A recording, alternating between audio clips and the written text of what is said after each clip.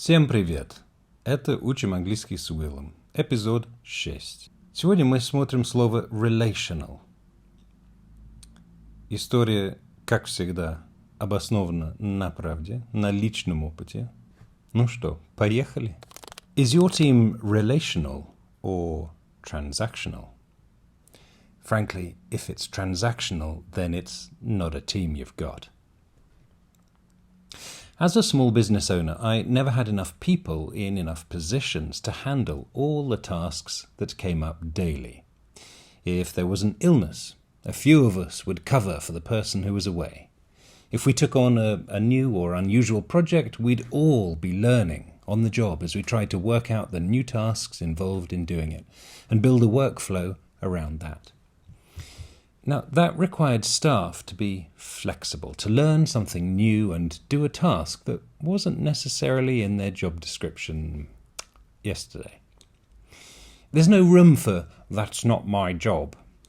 But I heard it a bunch of times one week, a few years ago, from one of my principal employees. She came from a corporate background, so I could see where it was coming from, everything structured, But why was it only coming out when it did?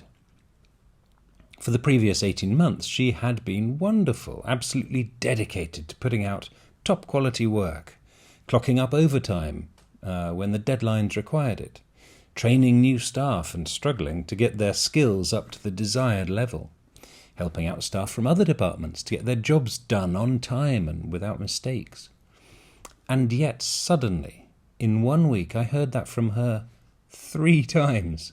Once in a message, twice in conversation. And at the same time, 2 other staff members announced that I'd trained them up so well, of course, they didn't actually say that, I had to point it out to them, that they deserved pay raises. Their requirements varied from 50 to 100% pay raises. I knew I had a problem on my hands, a big one.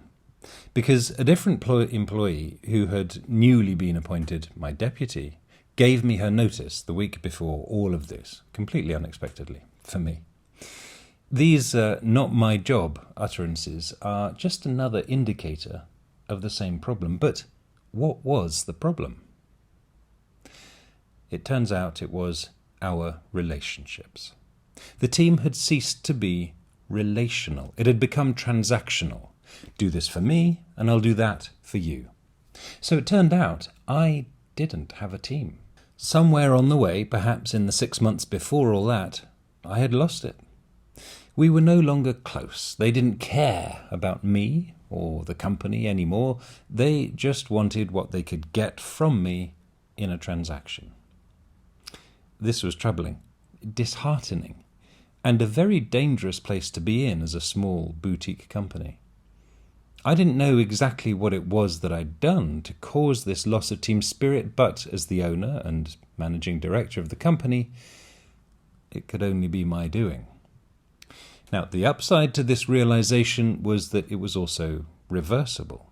It was up to me to take actions to forge a sense of belonging. I needed to know what each of them wanted at any given time, and I had to be able to help them to get that thing. Now, this sounds like a transaction, but the crucial difference is twofold. One, in order to know what they want, I had to develop and deepen our relationships. I had to have awkward conversations with them, to listen to what was said and what wasn't. And I had to empathize. And 2, all of this added a temporal dimension. We would be sharing our hopes for the future, which meant we believed in a mutual future wherein we are dependent on one another. We would have to trust each other to deliver in the future as a team. So I had to prepare myself. Tempers were going to flare. Tears would probably flow. There would be rejection, misunderstanding. Trust would take a long time to rebuild. And all the while I'd be thinking, "Damn it, I didn't go into business for this. I just want to translate. I want to write. Do I really have to put myself through this torture?" And I'd look for ways out, ways to avoid the awkward conversations. I'd look around for a rug to sweep them under, In those moments I would have to catch myself, take a breath and be courageous instead. Because I went into business to make a difference and to make money. Without a close, united team, I had no hope of making a difference, not the kind we had been making for the first 10 years, and business was the only way I was going to make the kind of money I'd wanted all my life. So, building a relational team started one fine day when I heard, "It's not my job," for the third time. Here's a few things you could do or consider. Next time one of your staff says something that makes you uncomfortable, take a moment to realize what's happening. Take a breath and tackle it. Ask them what they mean by that. Open up that can of worms. You probably don't have the time to deal with it right now, and it's not on the agenda, but therein lies the root of all the problems you've been having with that person.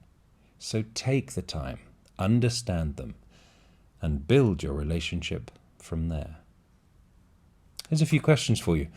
What have you swept under the rug today?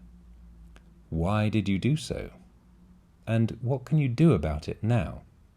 Just as an aside, I didn't really know how to do it. So it failed, and they all left. And I had to start again. And as you Russians say, всё к лучшему, as now I have a great little team.